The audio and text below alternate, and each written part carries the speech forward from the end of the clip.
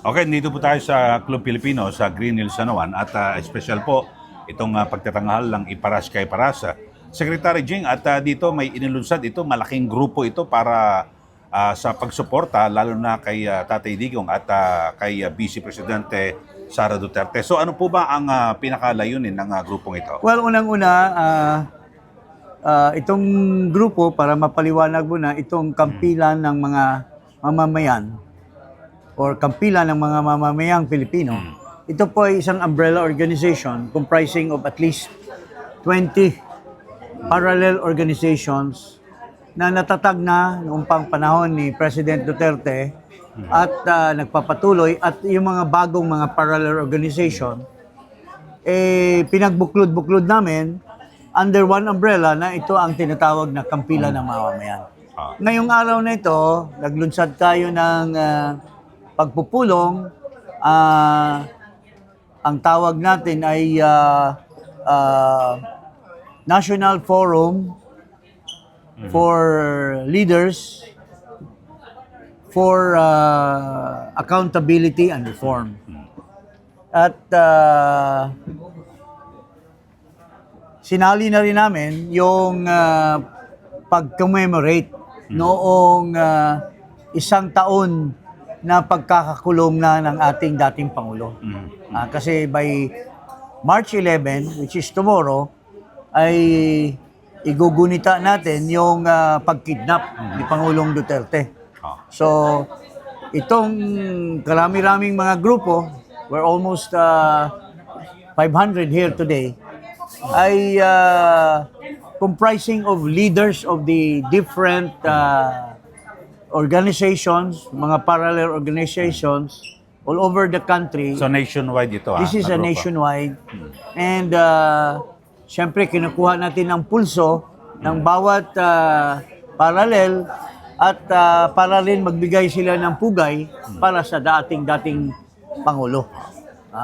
So dito, Sec Jing, yung mga talagang sumusuporta kay dating Pangulong Duterte at kay VP Sara Duterte. So yung mga nakikinig at nanonood dito sa ating Iparas kay Paras, ay welcome ba sila na sumali at Yes. bawat kanilang mga lugar, Sec Jing, meron man siguro may mga leader Yes, doon. in fact, we have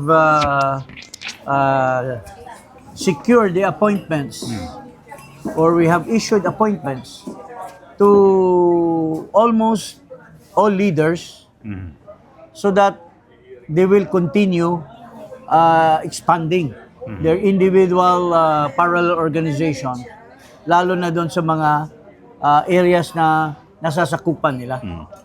On a per province, on a per region, or even on a city or municipality basis.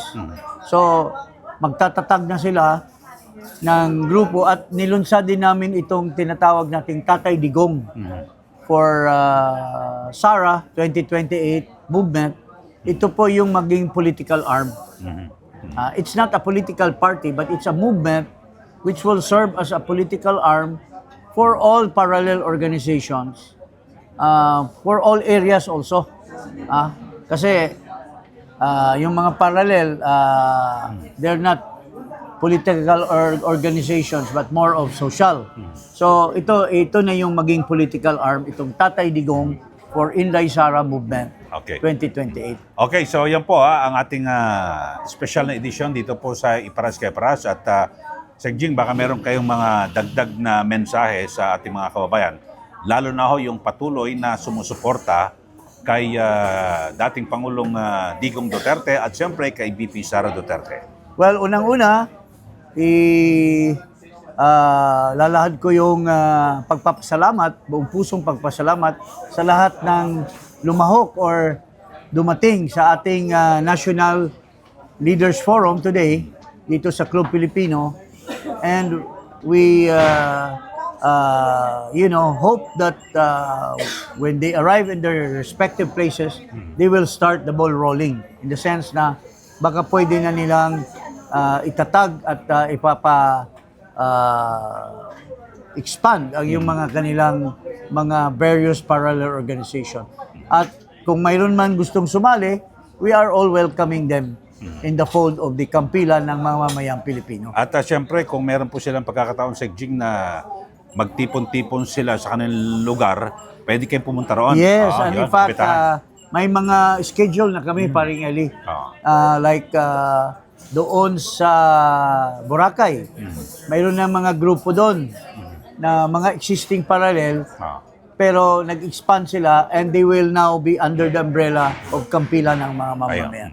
Okay, so maraming salamat at yan po muli ang Iparas kay Paras.